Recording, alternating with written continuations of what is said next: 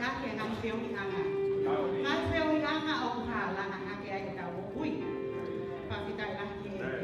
Pea pehe a tai kasi e si aka ki motolu. Toi ngai si asi, ka pau o kai ke ulape i koe, ka pau o fufuatai neri pe ahia. Ai whaianga lotu ai unstoppable. Ko hau pe koe ni, ke o skau he si asi. Amen. Pakitai laki e ni. Pea ko wike ko si ko koe aho i ngai sa e. Pea koe ni a koe aho i ngai ta mai whakatonga. Tau tō tau whakarangi te fok. He ko ngā tau noka i whanua muri. Pea te tau alu pe ki he ngahi aho. Ko ngā koe kaha kāti ia. Ke kaha kāti sa wata mai ia. Pea ku fia ngai whae he ko si. Ko ngā. Ko ngahi ta mai ina ne ngahi aho. Ngahi full trade. Na e kai o mau family o tō kose tūsi te. Wha te tane koe e kipe. E whainga mani ko ni. Kua ke tau ngangi i mea ofa mo e mahi ngō fulu ki he e ki. O mo mai e ki hi.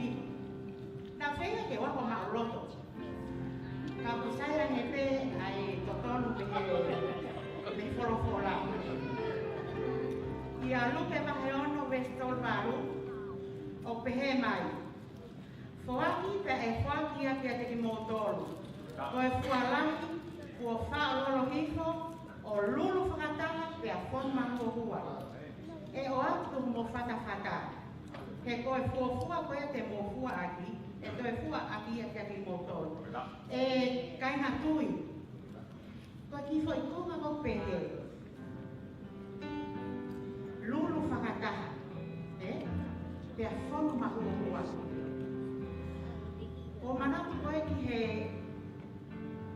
tō, ki he tūtui koe paroi au tau se rawe ki he.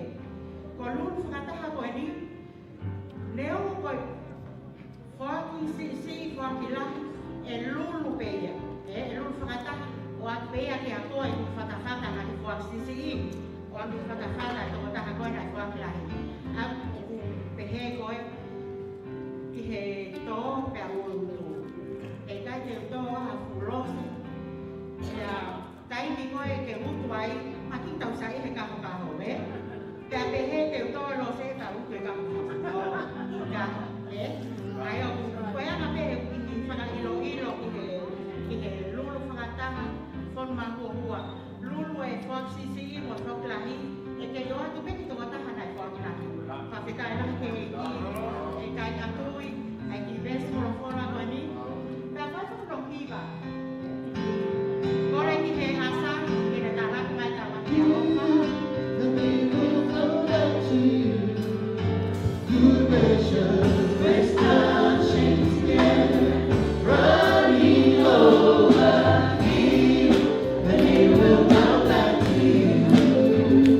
When you give to the Lord, why don't you give, and He will come back to you.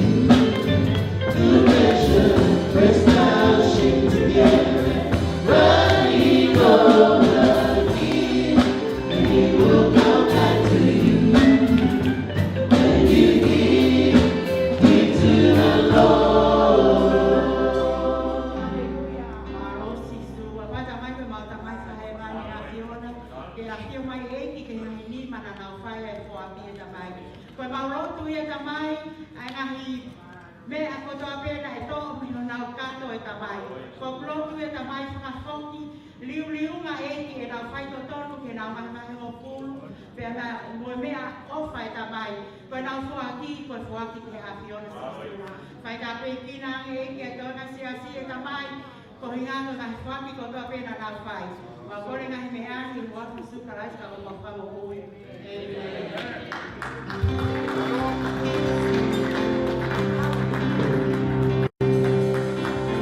Why don't you rise to your feet? Only what we're happy over there. Open Jehovah. My wife lives. God is good. And all the time. Psalms 139 says, where can I go from your presence?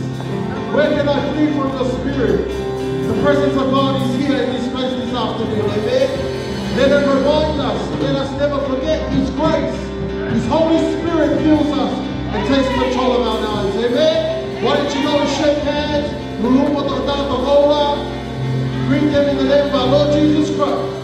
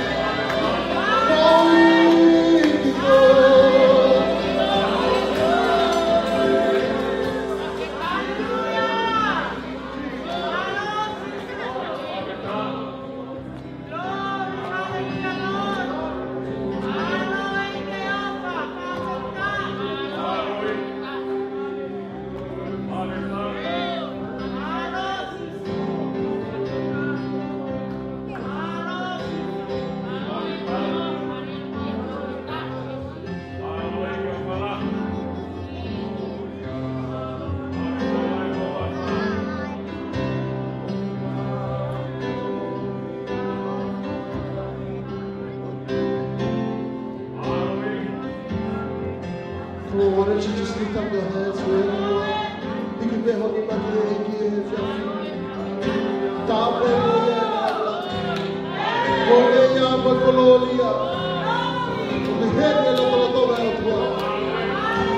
we are in His presence. Why don't you just begin to worship God? Give me your left eye. Oh, the power of why don't you sing with us? There's nothing worth more.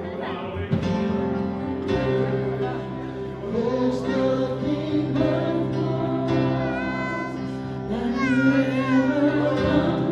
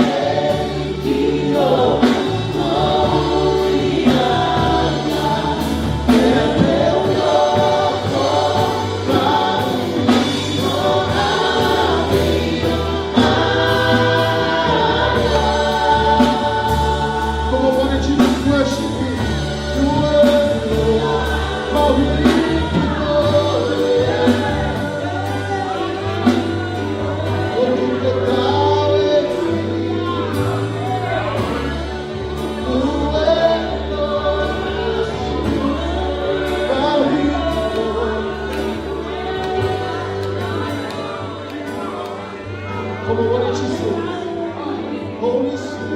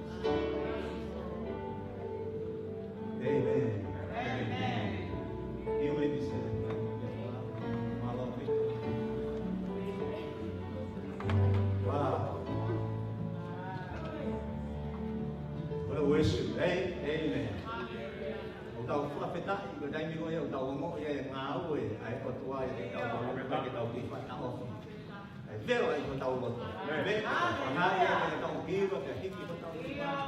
Whawhetai, amen? Koe, vai whakanonga, pai lau maari maari. Te tō e ngahi whakakau kau, tai kuona, pēranga he mea o tau Fetu'u ki moi. Hai mea o ombi he whinika te ki tau tolu, ke puke tuka ki tau tolu. Koe lau maari e unhanga whakatau kaina ki tau tolu. Ia ki kona tau ngai ki koa. Mai ko whakatau taina i ki tau tolu, me ngahi mea koe. Kai whainga tāka te ki tau tolu ki tau hanga. Ko toko e ati ko tau iwi ki tau mālo ki kai tanga. Ka kono ui ngā koe o tuao me Malanga. Ka pēta whainga me kau kau whamāo, ko tau whakatati ai. Kono ui ngā he koe ne keresi. Ko keresi ia nei kai ko mea ia nei. Ko tonu ke tau mā. Ka ia tau ki kākā punga, mai ane tau tau ki ai, ki nei ara tonu pe koe hāha. Whai longa ko hā whainga me. Igai, lolo tonga pe. O pehe nā pau pehe ni. Ki ai so. Amen. Whame hoa koe ni a iu. Ke whakako te pētau ki whanongononga koe ni e kumana tui. Whatonga ia ni, kono unga pe koe ki nou ka koe ai taimi ka koe ni. A wāwhi koe ni. O wei a sia koko koe whae koe ai mai wei ki koe ni. E to hike pe moia ki sapat ko si aia na wāwe ke i tau sapat e whae. Pea, o whaamu pe ka koe tua kure lulu koe ni, e lava ke tānaki mai aho mo luku. Nā ke tuione ko hata taha o maua ti koe ni. Pero ngā nā lava ke tau alapa ke ai ke tua kure lulu, ki mu ai bata whae a ko e whalai. Koe ke nei he, ka wharo ngā ko whamanata te kati koto. Ka kono wā rewa koe toko nā ki. Ke motoru kana koe kau taki mo mea, e aho te ai waki kufotupa, ki mata ika mo.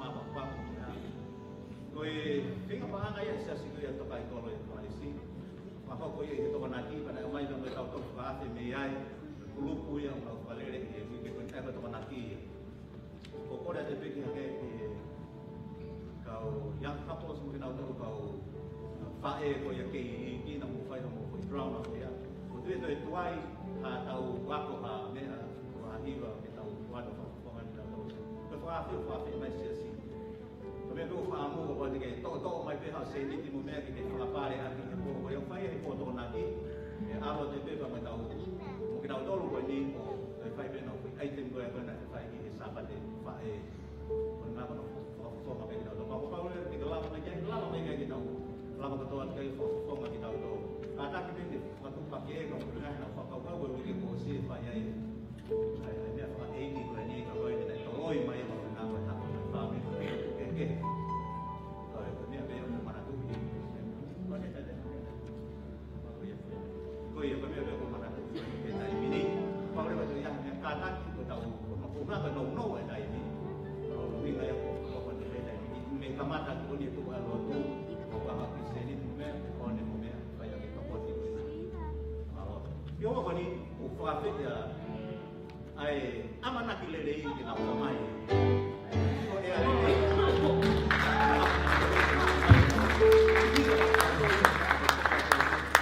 aku banyak orang tahu ya.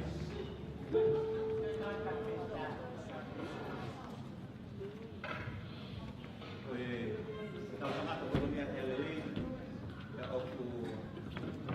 Kau itu kelas B ni tahu first of LLI. First of LLI kau itu sama mai. Kau juga selain itu kau ini apa ya pengamari ya kata ulama tu dulu apa ya itu. Kau ini yang tahu ben ya itu. Tambah itu. Kau ambil kahon ni. Mau bisa kita kembali.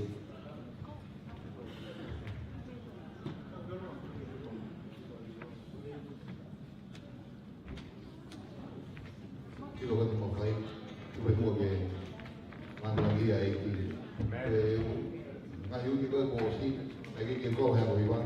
Kalau kata lu tu yang kau berubah kita kita tahu. Kalau bermoi ini juga kami boleh nyuai. Kalau kita kita berubah, kalau kita boleh disiplin ya.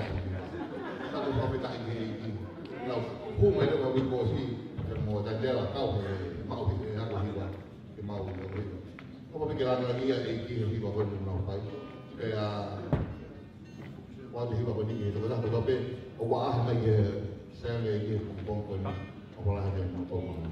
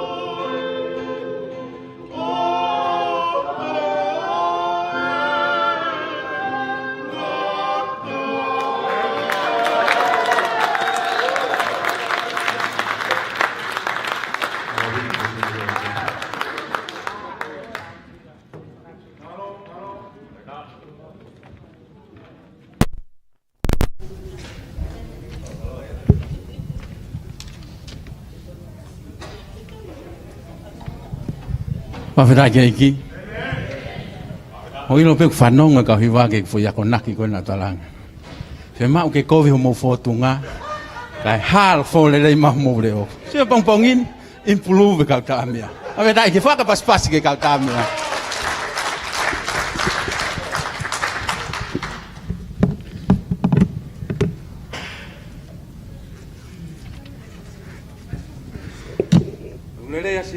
God is good.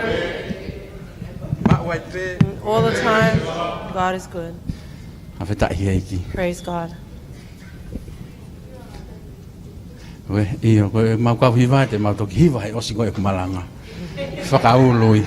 the next group of singers will sing at the end of my sermon.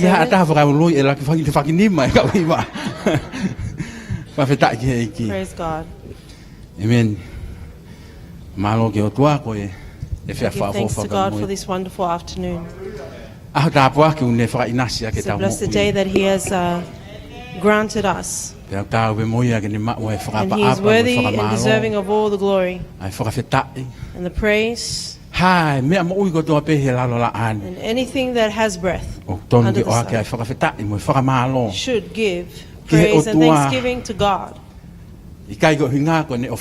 Not because He loves us, but because He is God. Amen. And He is worthy. He is still worthy of all our thanksgiving and praise. Because His presence is here, we need to give Him a special respect. So it's my thanks to the pastor and his wife and the board for the opportunity that has been given unto me. That I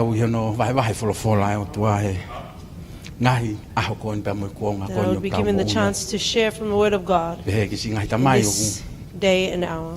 As well as our fathers,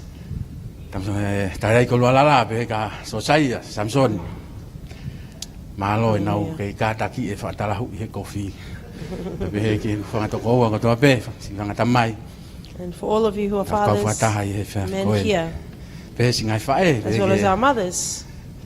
Thank you,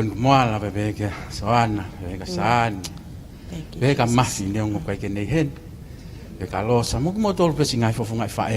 And all of you mothers who are still here standing together with us to hear from the Word of God. Young men and young women and our children also. I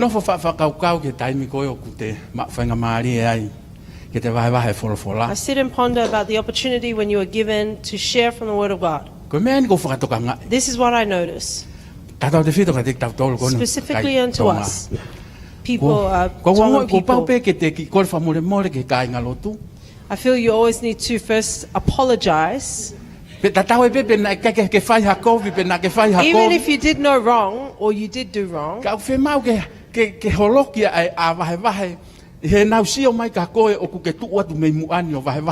but we really need to break down those barriers that they may perceive upon you when you are about to share from the Word of God.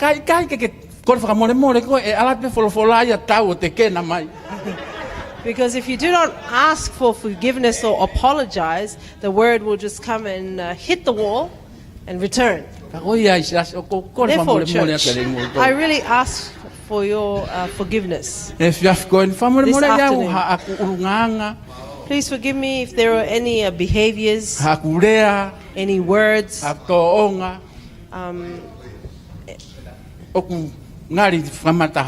attitudes that may have been offensive in any way.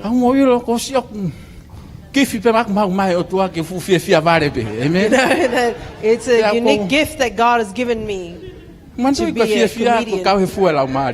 Remember, joy is I think sometimes it may be going too far, but it's not truly my intention that there is any malice in me to anyone. I have great love for each and every one of you. Amen.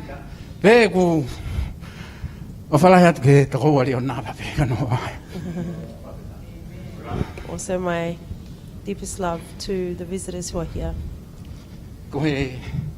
At the time when I was traveling on the road, And these were my Sunday school teacher. Nau alo lai pe. Kai mo ui male I tenga koe nanau tō. But the small seed that this couple planted in me, I kai ko siasi lahi ko ni muesili anai. Loto kolo I vai ni. Ka ko it siasi wasn't na the big tu mai ia. church in the middle of the Na village of pehe koe Vaini, Fetu'u ka hapai. Na but nau it was nofo. on another side. It was Ya almost koe. called the place for the Hapai people. Family koe ni. And this family, Mo family koe. Toko wa tangata eki na ato nofo. the family of my Nau relatives, tōru na nau extended whakatu eki relatives, siasi koe. they were the ones who planted this church. Tak mo ui siasi ia. And the church is alive. Awa nau tōru na nau si. Mate aki. And they were the ones who O mo ui pioneered. eki. Siasi koe nana uhinga pe The mahala mai life fu of this mama o church. to e lu eki loto kolo. Maybe because it Mai was too peki far lo to tu walk fai further off. inland. Ka na ospeko la to frasapate. But after Sunday school, Kai ke ilo e vai la to frasapate the ko e teacher siasi. didn't know that in the afternoons, Ko e taimi lova haosi a mau tōru na mau au lewa whai mau lova haosi mo hiki hosi. Au ofa la heat ko me reampe pe kasin. great Ka love to you, hiki na mo hei. Viliami and your wife. May God bless you in the time that you are here with us. Amen. Amen. Pau hena folofola wa kai If your whata Bibles are mo. there with you, please turn with me to Ki he Pesi hono tolu. O ilo peko ngai toi tapia he no kamata he to kamata ekse tosimo. Fai da de talo nome. Ko hinga Pesi hono tolu se nes vai tolu. Genesis chapter 3. Kuma na tu he ke yako. Pau peke te alu Remember in school- Pau peke sivi. You must go with your Bible to Koe tau mea ko church koe tapu, and you will osi be e given fo- a quiz. Mo le fuwaka wa motua ko fuwaka fo upe ni au to mai. And sometimes when they take their Bible, all of the Old Testament is missing. It's just the New tapu ia Testament. ke hata kafia. And there's no cover. Pea foi mea pau pe ia ko to tapu ia ko ia ko pau pe ke to kamata ia exotosi pe ko wahi ki mui ko se And ne. it's true that that Bible would actually start from Exodus. O se u wahi ki muai mahai hai. All the chapters before it were ripped out and ruined. O koe ke pehe ia na e lau. Ko hinga ko di no ai halo pe ko mahai ate. It wasn't because it was read frequently, but because it was neglected, so to speak, Amen. not looked after.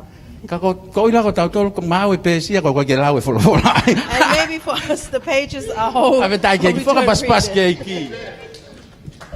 O te mo fa ai ke mo itava. Please try and not get easily angered. Senes vai tolu. Genesis chapter 3, Verse no wa taha ki no wa fa. verse 21 to 24, Ai te lau atu me he wa taha ki no. which Wafa. Sinamoni will read in Ko le pe ka Tonga, neo ke ne toki lau atu le wa pala. and then I will read in the Senes vai English tolu translation. verse no wa taha ki no wa fa. Pana ngā fo ke Jehova ko o tua me he kiri man. Ai ngā kofu ke a tama pe mono unuho. Pene whakakofu ia ki naua. Pana e wholofola a Jehova ko o tua. Wakai kua hoko e tangata ke hange ko hataha ia tek tau tolu. Kene ilo a lerei mo e kovi. Pea ko eni. Te ria na mawha watu. E ia hono ni mā pea ne kai.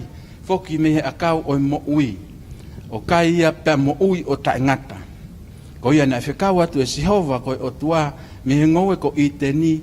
Ke na ngā ue ke kere kere aia na e to o ia me iai. Pea na ane ka pusi. Iai ai tangata pea ne tuku ke potu hake o ngoe o i te ni ai selupimi. Mo heri tā ulo aia na ne re ohi whakatakamilo. Ke re ohi ai hala ke akau o mo ui. The Lord God made garments of skin for Adam and his wife and clothed them. And the Lord God said, "The man has now become like one of us, knowing good and evil. He must not be allowed to reach out his hand and take also from the tree of life and eat and live forever." So the Lord God banished him from the Garden of Eden to work the ground from which he had been taken. After he drove the man out, he placed on the east side of the Garden of Eden cherubim and a flaming sword, flashing back and forth to guard the way to the tree of life. E tua o mau whawhita e ma whamalo atu. E whiawhaka ofa koeni. Ke umai e manawa mo ui pa ku ke wheme a ngā ue aki ki mautoro. Ke malanga e wholofola e awhiona. E ke utaimilahi o kou whawhakau kau.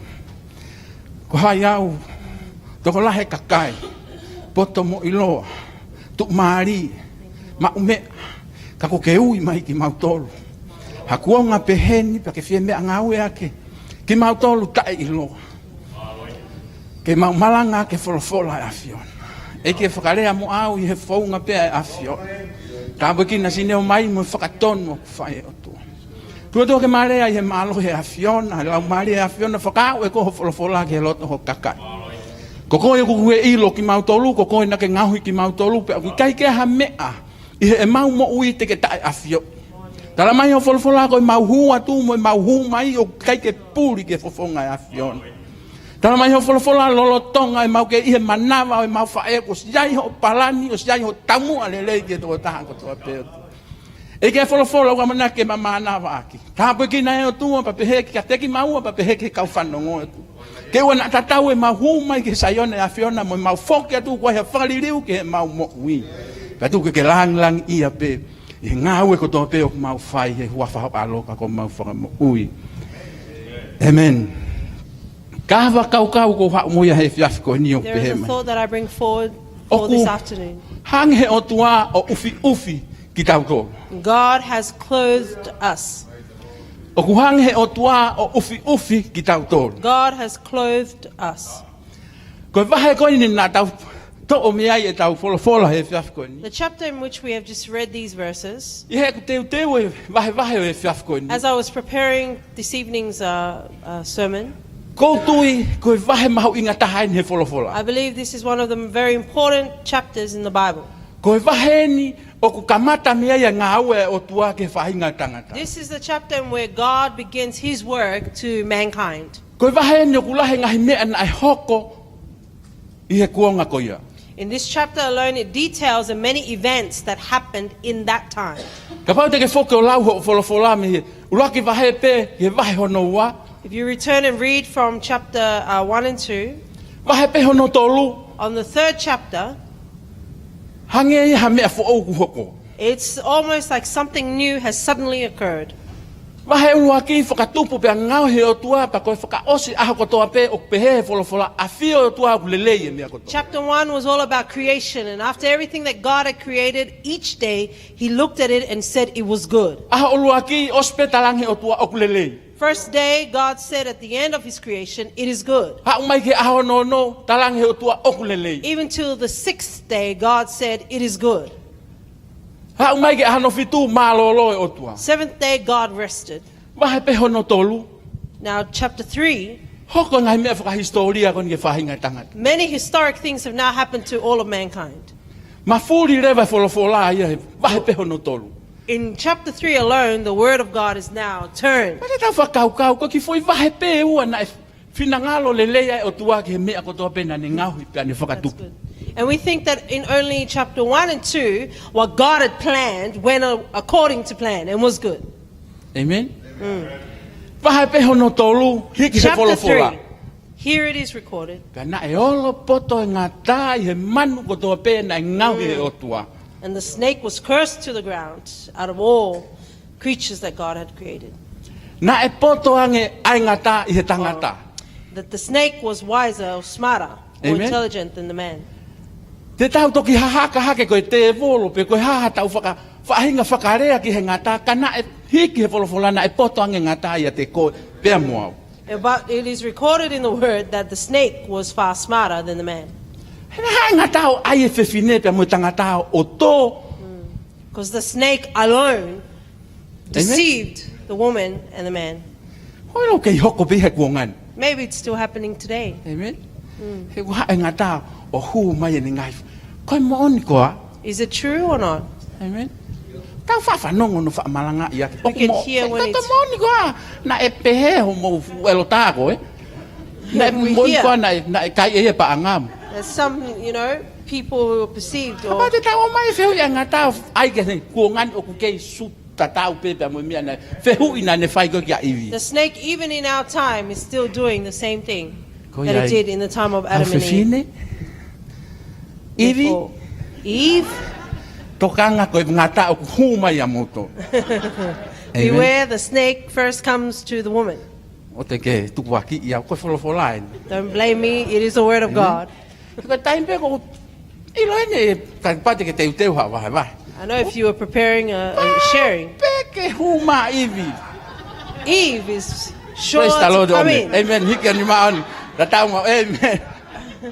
Ko e huma e te volo huma ia ivi. Hange ko wholawhola e pong ko ni. The enemy will come through Eve, like our scripture today. Ko a te mo kai ai ka ko no ia o tua ko a te mo kai ai ka te mo hange to pe ko o tua. Amen. That the day they eat from the tree of good and evil, they will be like God.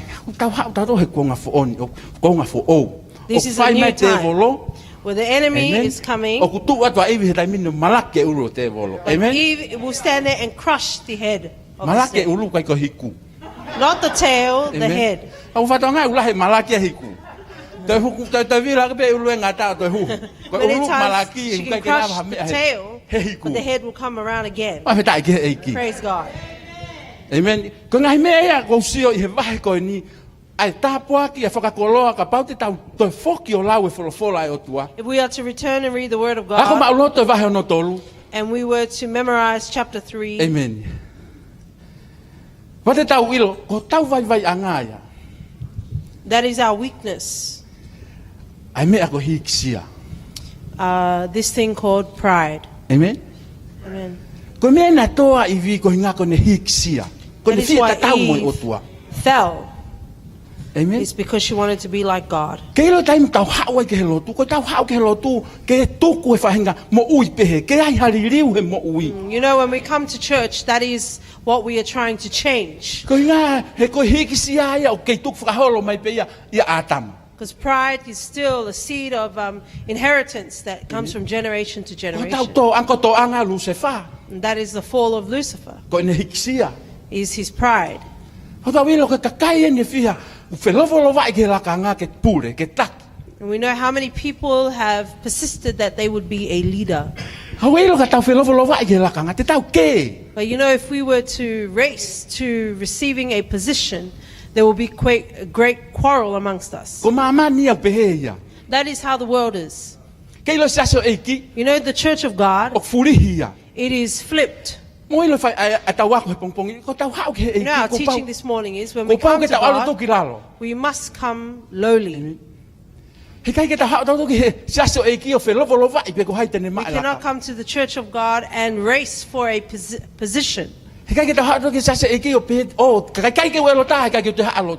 and say or make remarks. Ka kai ke that mahalakanga ke te au, he kai ke te haalo. if we are not given a position, if we're not given a high title, we will not attend Tangi si church. suka ke fe hoko hoko lahi ko But pau. Jesus said, if Ke you ke are to hoko ko te become my sevaniti. disciple, you are first to become a servant. Folfola na whanau ngai la to whasapate, And the unu scripture mai we whae heard ko in ni. Sunday school, this mother came, Atu mo fuha ko ke to he ma, atu fuha ko ke give to you ma. my two sons, one to the left, one to the right. Ko ha ko la kanga. The position, Unstoppable. siasi o malawa. Ko ha au nga o ma o la kanga. What Kahiri ko ia. benefit is it for us to have a positional title, O to hanga to tamate yang ai lau mari e. but then we are actually deterring spirits or souls Fe mau e from ki ke coming tau to God? ai ai ulunganga whakasevani. We need to put on the behaviors and attitudes of a servant. Amen. Kei lo ka tau ma ulunganga whakasevani e merino sia so eiki. You know, if we become servant-like, there will be peace in the church of God. He ko ha kananga ko fai he kau kamatonga e taimi. But what are the sayings of those who Tu ko fuhu ko me e ka kai lotu. they would say, do not quarrel, that is for Amen. church people. Ka tonu ke tau ai ke hala. Tu ko fuhu ko me e ka kamatonga.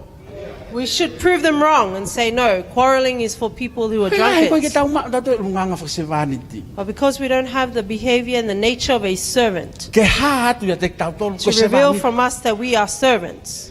Amen. Kai ke whakatam whakamatala, e o ko sevani ti ko sevani. Ka ke lava ko puno wi fo ko ke lai veve tu holo. We can say we are servants, but we cannot show the actions of servants. Ko sevani ti o kai ke te tala no ko sevani ti o te nga. Servant is not a person who speaks about it, they work it, they show it in their actions. Ko poka ke pas ke kau asa, ko ke kau. Amen. O na fai nga we ko ke na la unga ko ke na Ushers ha. do a job that they do not complain. Amen. Ko or o manga grumble. whakasevaniti, o ton ke tau mau, tau ako mi e wholofola koe ni, The ai tō nature of a anga servant, whahinga e tangata ko hiksia. that the fall of mankind was pride. Ure at koe ni, tai me ni, ko vai vai, o ko mo ua mua wai. Me too, I am weak. Heke hiksia, I'm e kua guilty. mea, mau pa te hiksia no ia pe kit. We can become prideful without even having anything. Hea kai o pe he. There are certain people like this, Hikisia, pa te ara ki tai o koe ke full hao. of pride. O vai ne o tātā me pe tu o koe ke hao. Amen. Ko tau hao ki e ki, When we come to God, ko ngā ke tau lava i ho tau kita. so that we can, Ke ilo ho tau kita. our selfish ways or ourself. Ko me ai o mate ngata atahai maman. That is something that is very hard to die or deny. He koe malangat ko ni o mate he taimini. Ho As you kita. preach now, yourself. Mahalo is- dai peke mo he ka ke Deny. ka. Toi makape ha ko But kita pe before ha. you get into your vehicle, yourself comes again, and what? And then. Ni ko moni. It's true.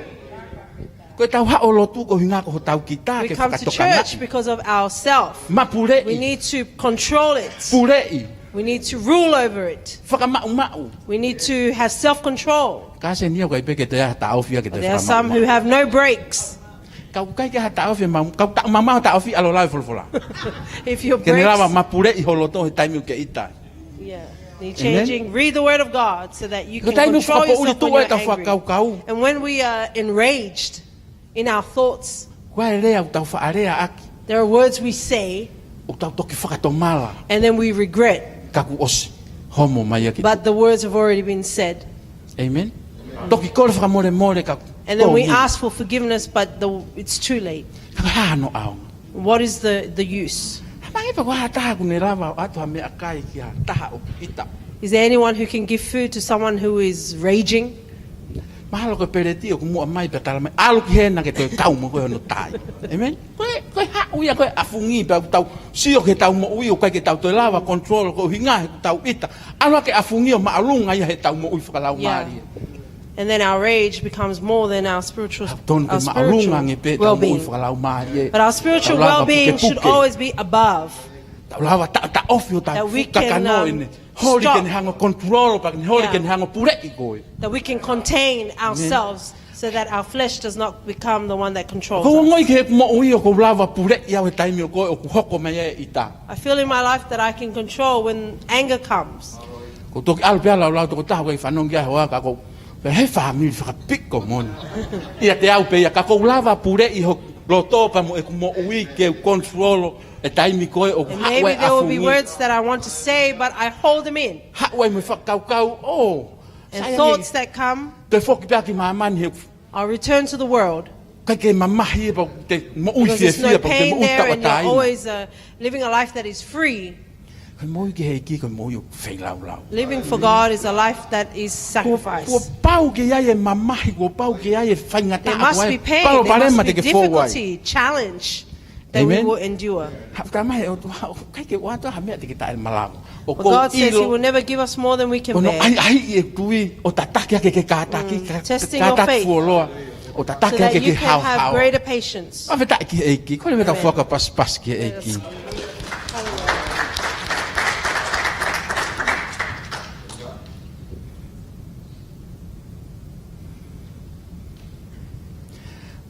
Kau ilo ko vai tolu na mau e vai tangata pa mo otua. We know that in chapter 3, the relationship between God and man was severely affected. Na mau ai va o tangata pa mo otua i vai ono tolu. It was broken in chapter 3. I talangata na fai e tangata o In ne the kai akau. disobedience of the man, that he Ilo would le rei eat mo ko vi. from the fruit of the tree of good and evil. Amen. Pana ma vai, so ke motu ai vai o tangata pa mo otua. See, i not only talangata was ana the fai e relationship severed because of disobedience, O tau ilo vai ko ni, ko fufua hopo ko na fai ke fai ngatangata na fai he vai ko.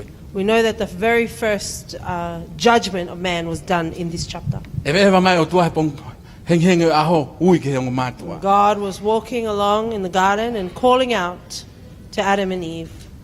Hui pana toi toi. He called out to them and they hid. He Fetu'u ai o tua. Atama ko hamea ke ilo ke telefua. And then God said to him, Adam, how is it that you know you are naked? Ikai ko ke kai mehe akau. Have you not eaten from the tree? Pe mahalo pe nai fia atama ka ko pe. Pe dun pe atama o tua ko ko fa mo ke afion. And Pe pe atama ko fe fine.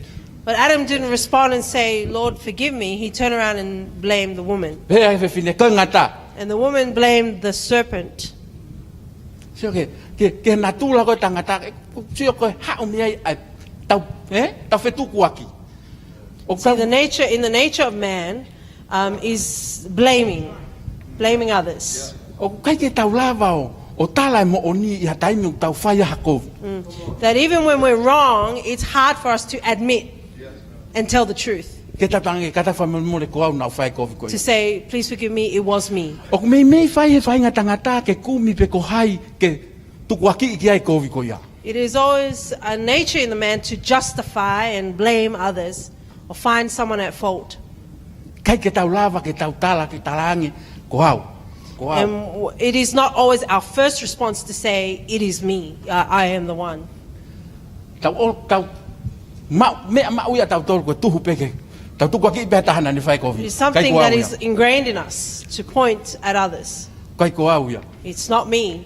It still happens in this time. As I talk now, man is easily entangled in blaming others. How many thousands of years from when this was recorded, it still happens in our generation. That is it causes the separation of families, the breakup of friendships. We cannot say, brother, I ask for your forgiveness. I made a wrong move. Amen. Woman, please forgive me for my shortcomings. Amen.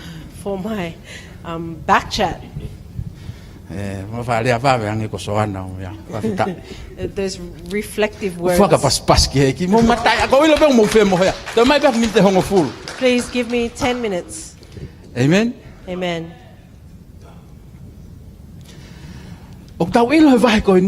And we know from this chapter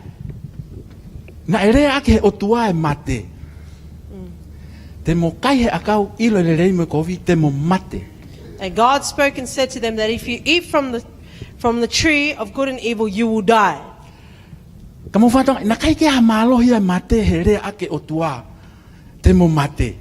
you notice at that time, or this time, there was no power in the words of God for them to die.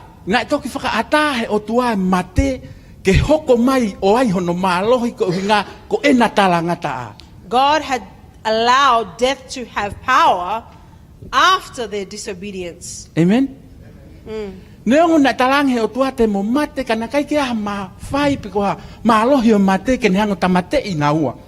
See, so at that time, that God had not allowed for death to have power, so that His words would become true and that they would die.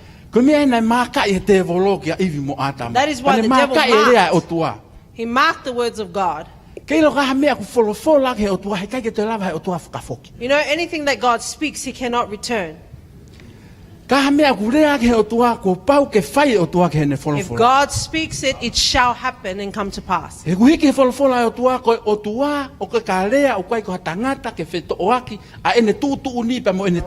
recorded in God's word that His word is His word. The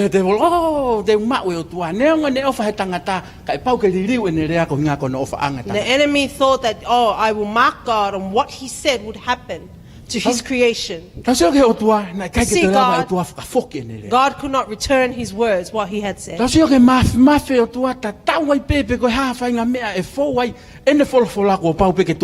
we can see the mightiness of God, that whatever He is to speak, it shall be fulfilled. Every promise, every verse that is recorded, God will do to it. If He promises to you, if you are to claim the promises of God, God will do to it and be faithful to it, to His word, and what it is that He speaks. Amen. Amen. Hoi lo mahana ki confuse o tua. Ke ne tuku pe na ua. Ko hinga ka te whai ha whakalelei. Ka ko hinga ko ne wholofola e ne rea aki. Maybe God felt so compassionate towards them that he would pardon them.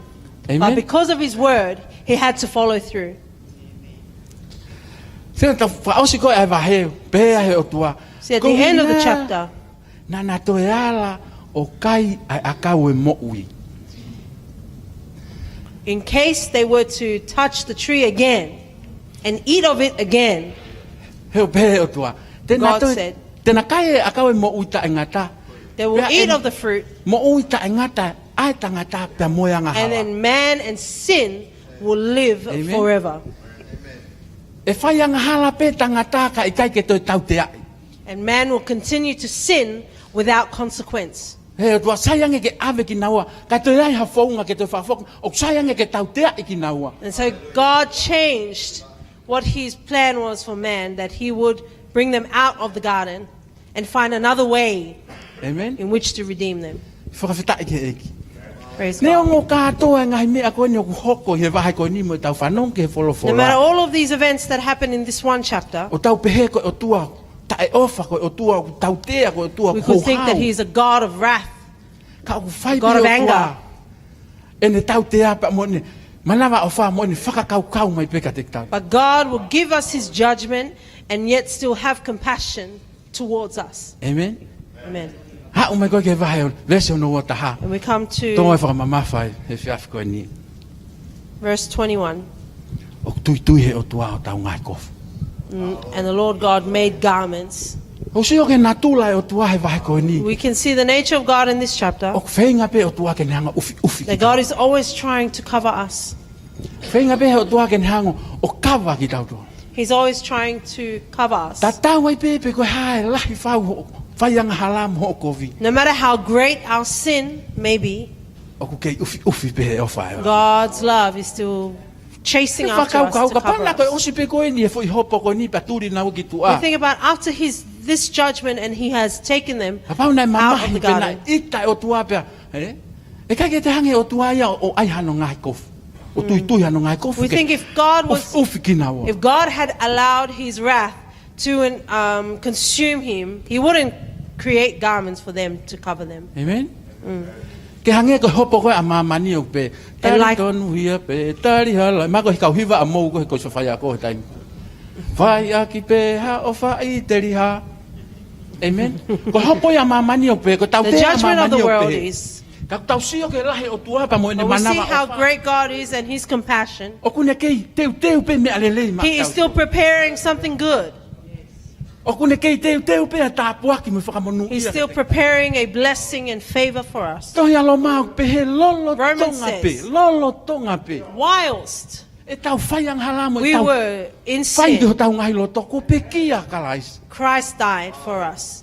Peka pau pe kia kalais mai ang hala. Fe ka pau na tau. Kai ki tau whaiang hala. If Christ died for the sinners, E ngari ang e pe ke tau.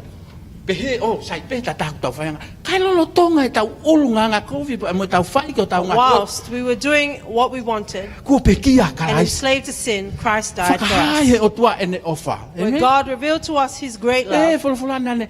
Tui hona ngai kofu. and the Bible says he made for them garments. Amen.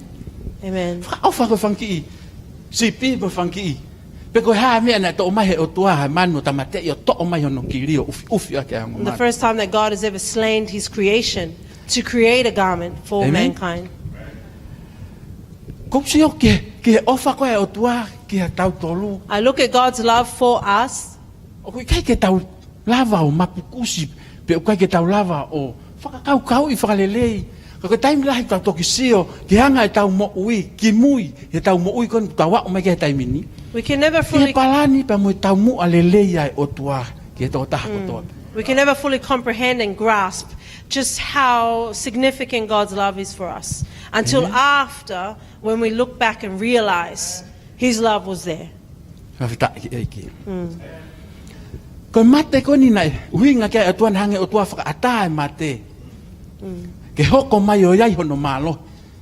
And when God had then allowed for death to have power, Na mo ui pe na wai pe te tau pe ko ha fa nga mate na huinga kia o tua. We think to ourselves maybe then, well, what kind of death was it that God meant? Te au mo fa kau ko mate ko na huinga kia o tua tene to hono malo hi me tangata. And the death could be that God has taken his power from man.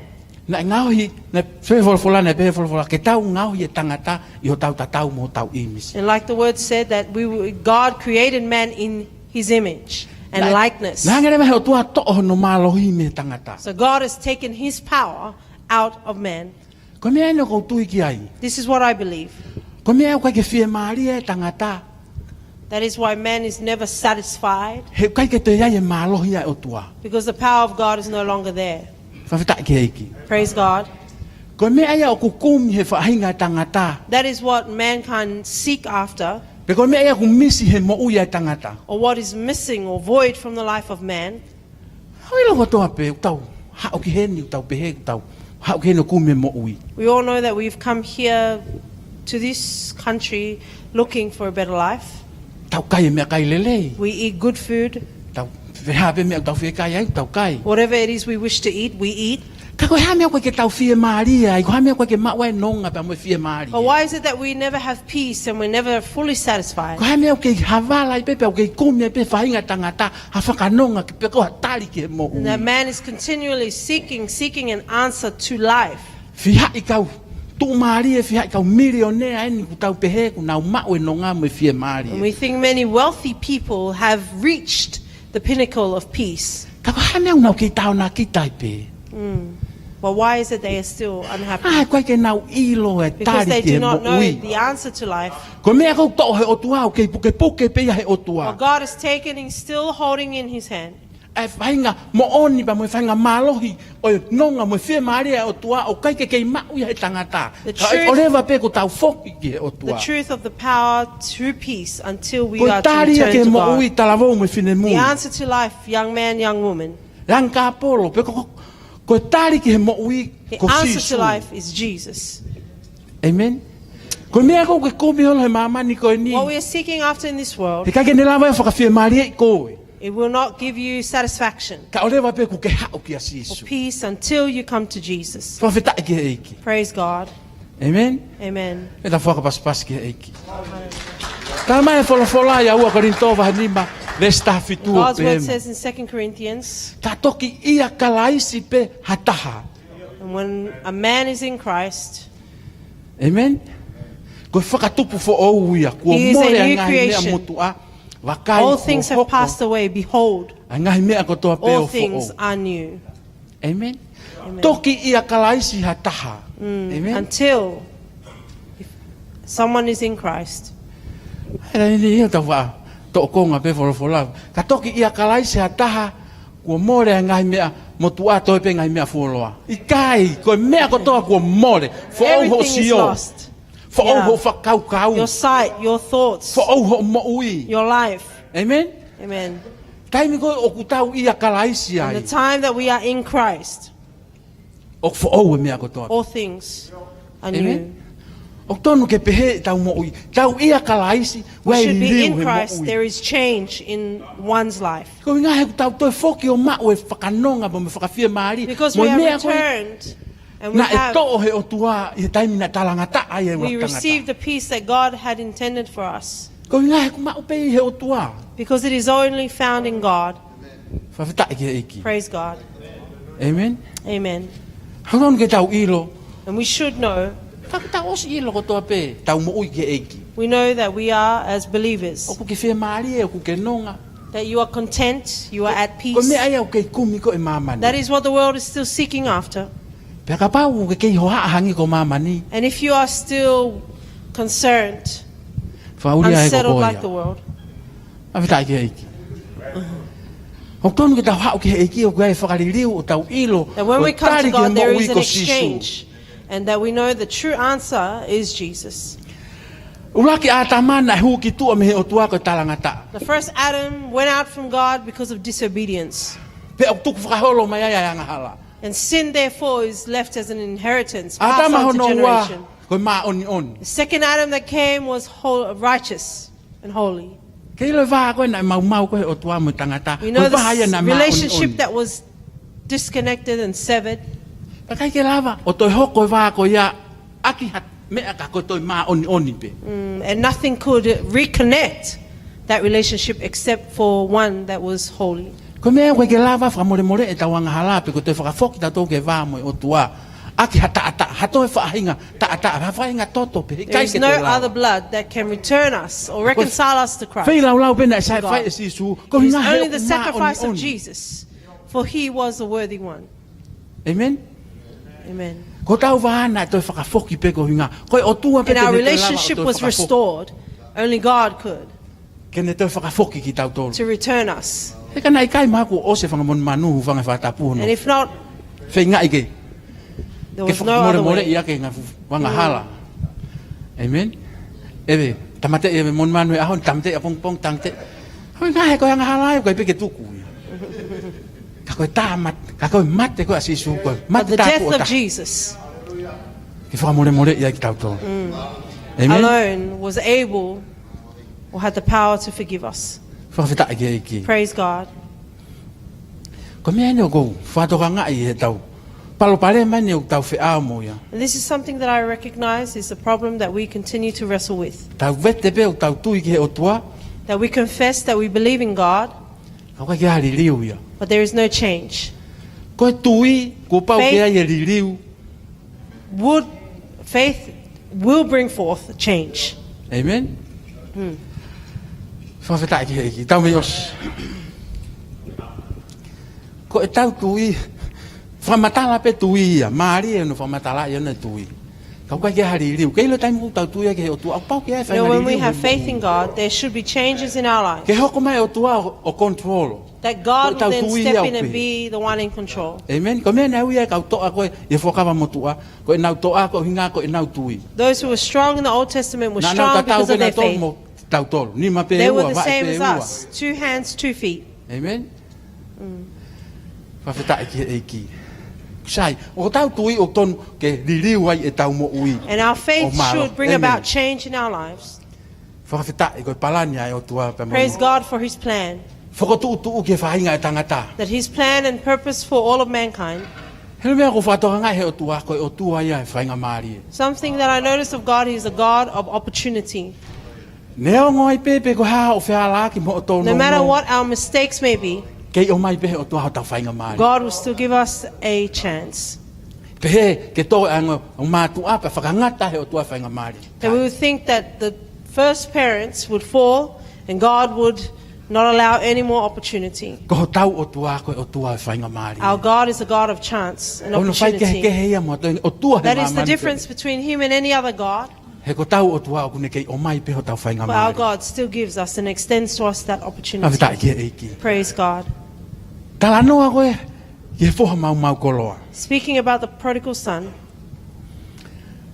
Pe he wholofola, the Bible says na alu pe foha koe nio whaihono loto. that this son went and did what he wanted. Ka koe nofo koe tamai na nofo pe o whakasio. But the father stayed and waited, looking out. Nofo pe tamai o whakaongongo. He was waiting. Ko hao he taimini o, mau whamiri pa ko hoko koe tamai. I now too am a father. O ko lava o ngoi, ai mea koe nai fōu ai tamai koe ni. I can sense what it is that this father went through. Pehe o ngai tamai. Pai alo ha whanau ka Fetu'u, kai ke nau whoki. That would be the sense of any father. Okay, If your ki- child were to leave and never return, O kui kai ke ai hamanonga e mo. there is no peace, O ngoi u ke fie maari e. and you will not feel at rest Ta o lewa pe, ko whoki mai o whoha pe ko ofi. until your child was to return. Sai pe ia kung tau ilo pe, na tala mai e alo ka Fetu'u pa whoki mai. Maybe if they've told us they were going to somewhere and will return. Ka koe tamai a koe ni, na kai ke ha mea pe he ia. Ko But ne for this nofo father, pe, there was no such thing. whakamuna muna, ko ne nofo pe o, whakasio. He would stay and look out. Ko pōpō aki pe mo kore he whiawhi koe ni. And that is my challenge and my Kai, request. halau maari e o ku whoki mai ke eiki. If there is a soul that returns to the Lord, Fetu'u to tonu anu tonu ke tau tari this tari. is the right place where we should welcome them. Fetu'u anu tonu ke tau Hongo I halau mari e foki mai ki e ki o This is a tari place in tari which we le. should feel we Ke are o- to return to. Ke o na tawange ko foha ko na nofo ya. That we will not be like the son who remained at home. Ki tau to hanu pa tau to lau. That we would complain and grumble. Ka kos whaka mo ui tau to lai e ki. For God has already saved us. Ha halau mari e fo. If there is a new soul Foki mai ki e ki. that is returned Ko to tau the to leo tom Lord, ke tau atu e pulu pulu ufi aki. that is us, we are the ones who should give them the garment to cover them. Pe folfolana si o mama at pe tamai ko ni pe lele atu. And the Bible says that this father looked out and he ran out O fa o fua hono fua. and wrapped his arms around his son. Hapau te ke ai ongo ko ne tamai o pehe ko koen foki maha foha. If we were to think of the sense that this father had, Ane po nofo whakakau kau po pehe. Ka pau ko aweni. last night I thought to myself, if that was me, Kai ke ulawa mohe ko nofo I would not whakakau be able kau. to sleep, Po ai au. stay and O think about whakatatau ko tamai en. Alu hono fua whaha no loto pe foki. whose son would go and do his way, Ngā e whai ngā ongo.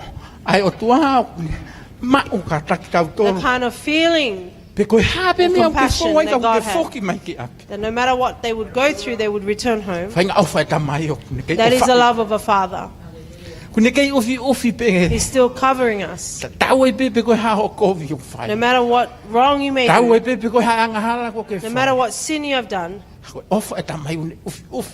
but the love of the father covers. O ilo koe. Whai ngā ongo i ang tonu ke tau mao. He whoha na nofo ia. I know that is the feeling that the son at home should have Ke had. tau mao whai ngā ongo pe he. Na e mao he tamai. That we would have the same feeling that the father O tau had toko au foki mai ke eki. O for our tau brother whiwhine or o sister who foki mai ke returns eki. to the Lord, E tau ai pe. regardless. Pe na e lotu pe a foki. Pe a lotu If pe a they foki. came to church and then returned and then came again, Tau tari lelei. that we would warmly Tala welcome mai e them. whola. And the Bible says, Ki mawa pa he wani ha mea ta.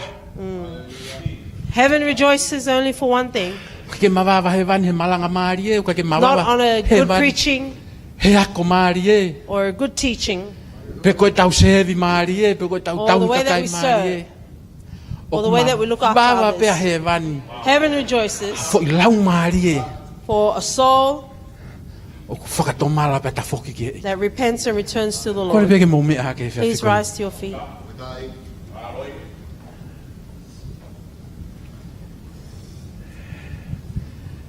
Ke tau mao e loto o e o tua. That we would have the heart of God, Koe tau mao e loto e tamai. or the heart of the Father, Koe tau mao e loto e whaiwhekau. or the heart of the pastor. Loto nga pe kuhiwa ka taki pe kau hiwa. Whilst we sing,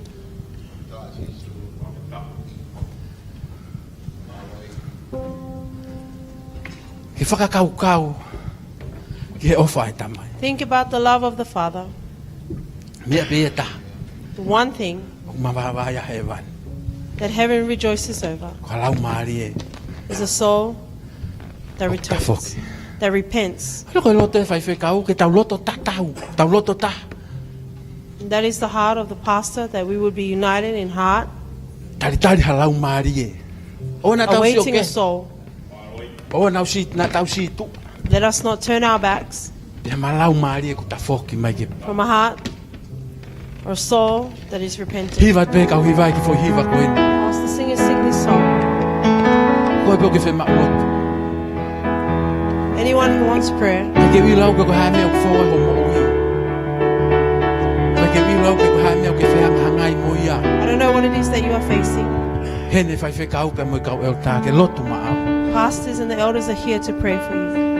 Ona ke pehe ku ke hao ki mo ani ko hinga ku lahi o Do not think that you are coming to the front because your sin is great. Ke hao vete. This is the right place for you to Hao confess. tau kore ki o toa tua te Come and ask God, please renew.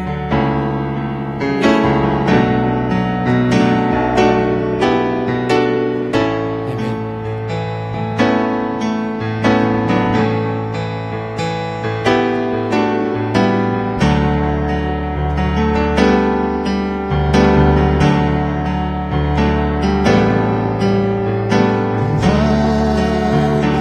Vai a sisu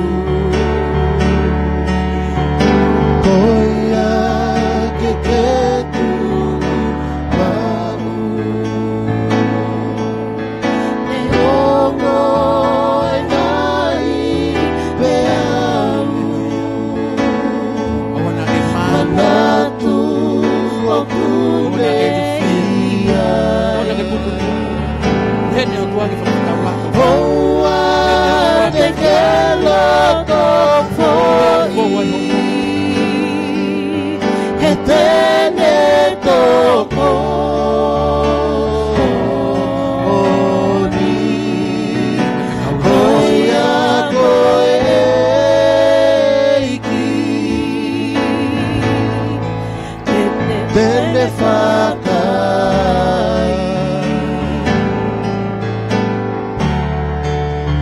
me kosi sueni kai lili o kune kei tata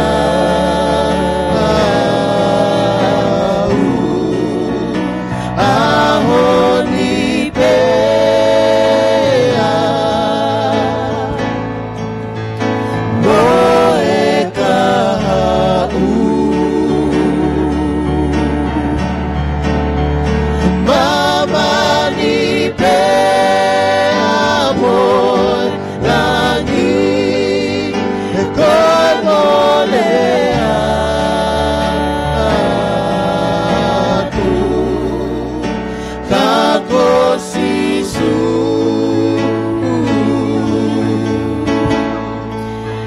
e ikai lili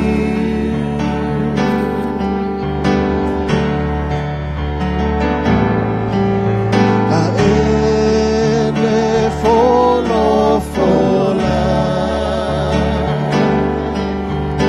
koia e tu uloa me ongo e mole kotoa pea hiki moe mounga lili wa e mahina pea mate moela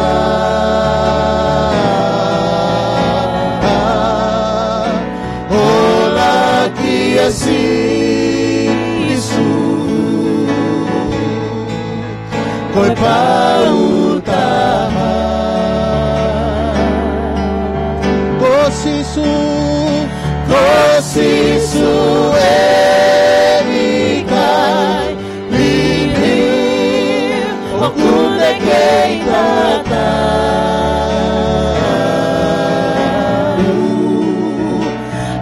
ahoni pea moe kahau mama ni pea moe langi kono lea aku kako sisu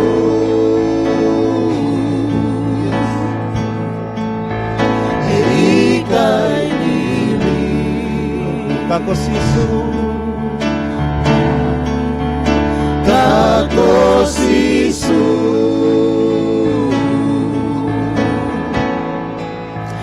e ikai lili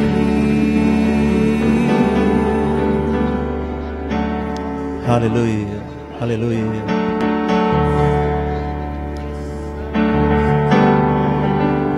Koe whoha koe ni na ngawe ake moni mamau koloa.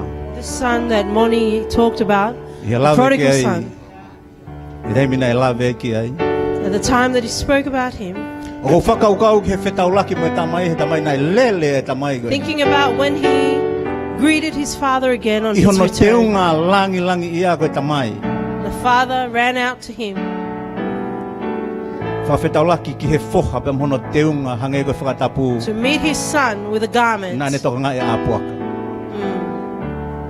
after he had just left the pigs sty. O kai ko tau tolu ia ke liliu. It is not us to change. Ko tua ko o tuana e liliu It kono is inga ko ki tau God tolu. who changed.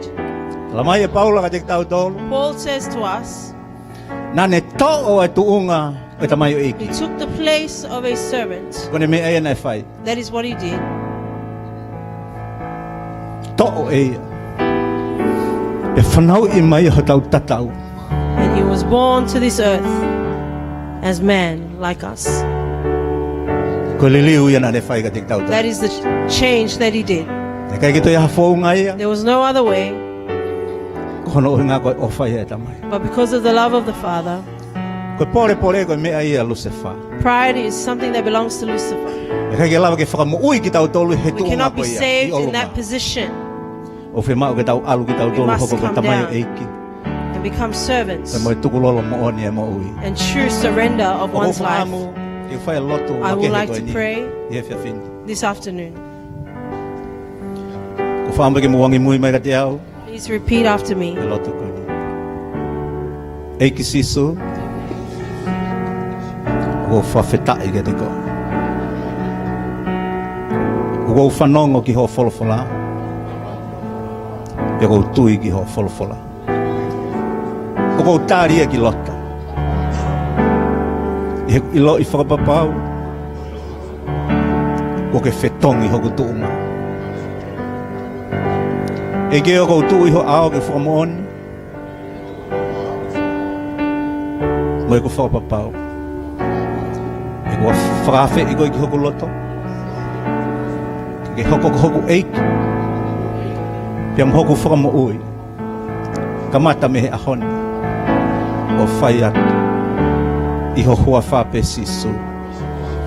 E tamai mau whamalo, mau whawhetai ke te koe eiki. Kono hui ngā ho whai totonu o eiki sisu. Tamai mau whawhetai koe ngāu e ho laumarie, iho whaunga pa mo tataki. E talamai koe Fetu'u o kuia ho laumarie, o kuia e tau ataina. O hea tau ataina, kua ngoi e ki nau tolu koe ni, ke nau whai a laka koe ni, e tamai, he kui heni e awhiona e tamai. Whakawhetai ko ho o whao talamai, ku hulu ia pia ku anoa.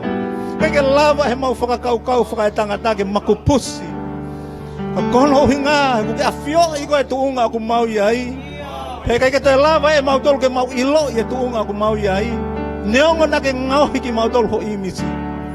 Ka kono hinga e kua ke hifo ai he houa pa moe mō meniti koe ni.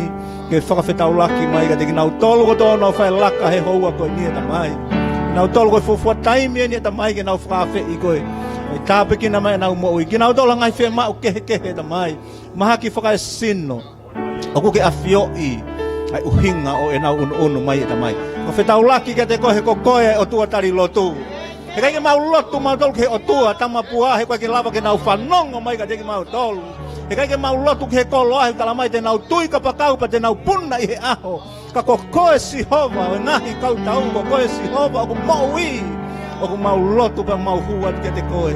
Ke whakawhetau laki mai he hoa pa moe he whiawhi koe ni. E hua whaasi sukalaisi. Ei ki tāpu kina mai ho sia sista moala.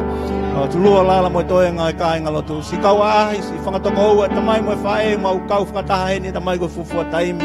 O mau hapai a te nau mo ui ni ma mafi mafi. Tamai e tuku mua eiki ke pehepe, mau whanonga, ka mau ka whoki atu, mau ngahi api, no whanga taktaha. Ki makehe mau mo ui taimi te mau hua I ki tua he matapā. O I kai ke toe tatauhange koe mau hu mai ane nai. Koe ngau e au whia mau, pa koe whinangalo ki ai ke whakaliliu e mau mo ui. Ke ua te mau te tatauhange ko ane awhi. Pe ang mau tui, pa mau whalala ki ho wholofola he houa koe ni. Whakakakato mai ame olunga, e mau tae kakato e mai. Paona ia hanga he mea na ton ke hu mo kau ke a loto e whiawhi koe ni. Whakakakato ia koe mei olunga. Koe kresio tau eiki ofa e tua kata mai, whiohi pa moholau maari e maa oni oni. Fo ma wa ho al ofa e te ki mau tolu ni hono ko toa beo wana hiri. Kai whaipeo tae ngata. Amen and amen. Tāpu kina ki mo tolu heiki.